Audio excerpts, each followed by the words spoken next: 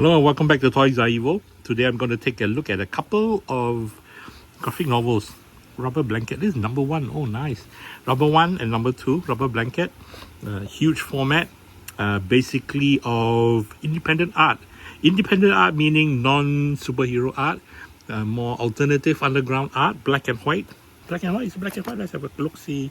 Black and white. Yes, black and white. Nice. And a bit of color.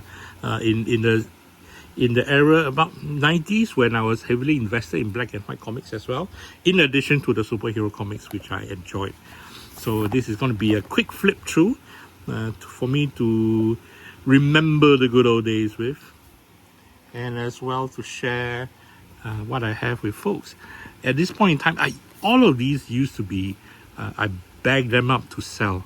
Now I'm just keeping them for my library or whatever hoard that keeps my shelves filled with. So I'm keeping this. These are big issues and heavy issues. I mean, a lot of it, I would say it's a very, the easy way to describe these are independent art. We can say alternative, we can say underground, but in I won't say recent years, in the current years, art like this has been accepted into the mainstream as I would say mainstream comic book art. But back in the 90s, it was very decidedly independent, alternative, if you want to call it. So yeah, flip through. Actually, I have the memory of loving Rubber Blanket, so I'm not gonna flip through it carelessly. How do I do this? So just gonna select few pages lah. And I remember why I loved it as well, because the artwork, where it was black and white, came a little bit with highlighted colors. This is beautiful as far as I'm concerned. A lot of times, even when I do film design and whatnot, I sometimes look at certain scenes when I break down colors like this as well in my mind. I don't do storyboard as much as I do like or am capable of. But in my mind, when I break down designs, right, it could be as simple as this, simplistic colors. In terms of the set that I am designing, can I carry across the story with minimal colors? A lot of time, colors are literally what brings the set to life, visually. But when in terms of if I have limited colors or limited palette, then it gives me a stronger need. I don't know if that's the word for it. Maybe I'm pulling it out of my ass. It's a need to communicate and tell that story visually as clearly as I can.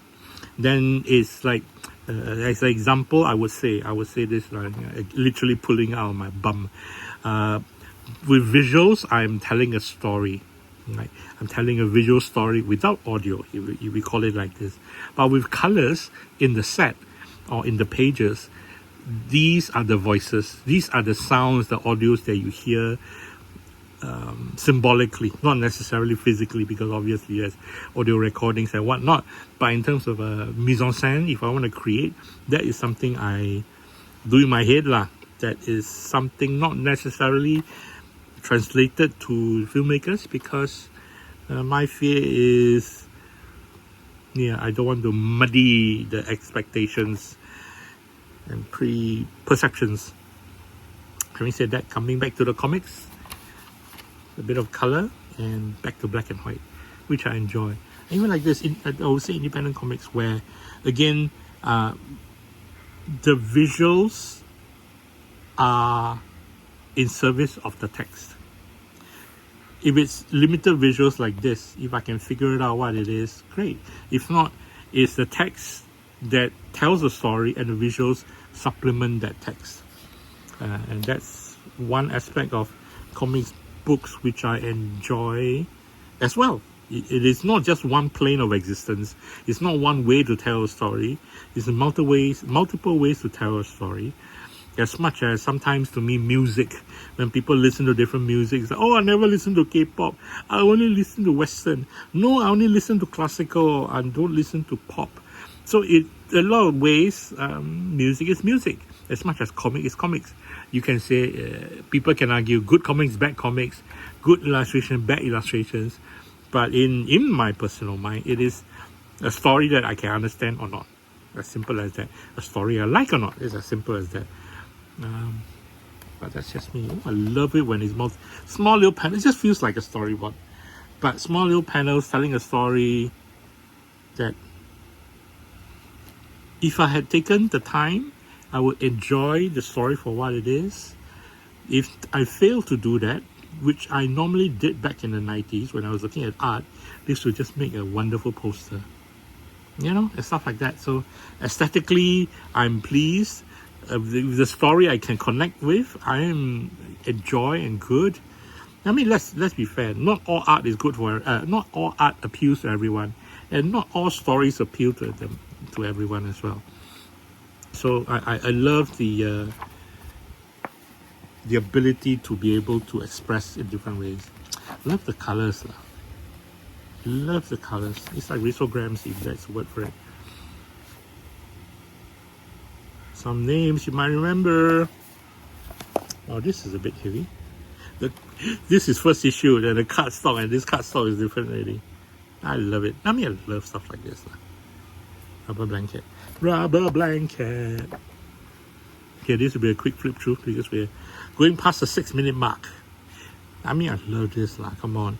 And in a lot of ways, the early 90s, 2000s, a lot of Singapore art was like this as well. Indie art. To me, I liken it to like Bigo magazine era, where there is an opportunity for folks to express their art and tell their stories in a non-commercial, you want to call it, Marvel, DC, 2000 AD way. And things like artwork like this are able to be published and have been published to tell a story. At one point, I wanted to share this, but I have artwork to show much later on. That, of course, when I started out, I want to draw for like the comic book names, Marvel, DC, draw superheroes. But as I slowly delved into black and white artwork like this and enjoy, I mean, one of my main aims, but I did not push for, was to get myself published in Bigo magazine. You know, zines was something which I really enjoyed, and I only managed to print my own zine like, when I started the TOYSREVIL blog. But then again, it wasn't of my art as well. So I'm hoping in the years to come, before I breathe my last breath, that I'll delve into art like this and cross my fingers, folks who enjoy it. If not, it is tick off my bucket list. So even if it's self-published and whatnot, I mean, that's the ideal, and that's the spirit of Bigo magazine. I constantly say, because that's one of the main magazines that which inspired me to want to self-publish, be it publish myself or have my art be submitted for. And I did have artwork, but I chickened out. I had no contacts, neither did I had the courage to cold call anyone or to offer anything. And as the years went on, dreams fade. And now I'm reconnecting with this artwork again because of stuff I picked up at Miku Market. I mentioned before, if you check out my IG, the artwork I see again. And also slowly delving back into comic book art in a way. I mean, I love this. Sorry, man. I wanted to say I love the context of publication, of publishing something, or even a zine where, you know, at one point you have I love the concept of limited color palette. But having said that, this is just one aspect. I'm not saying I don't like the black 4 color pages, but this is one aspect I love, when it's limited colors, black and white, different designs like I mentioned before, like an anthology of stuff. And also when it's presented in the publication, it's stuff like this. Little print, little non-conformed page work. I mean, I look at this, I thought it was like a sticker pasted into a page, but no, it's printed on. I mean, I love this. I love this. I mean, in all sense of the word, this is a print that I can put on a wall, that I would put on a wall if I had the opportunity, and also wall space. Now, having said that, I'm hitting the 10-minute mark already, and I'm conscious of my videos. So, and I want to keep my videos within the 10 minutes. So at this point in time, I want to say thank you for tuning in, and I'll showcase something else soon. Thank you for watching. Bye-bye.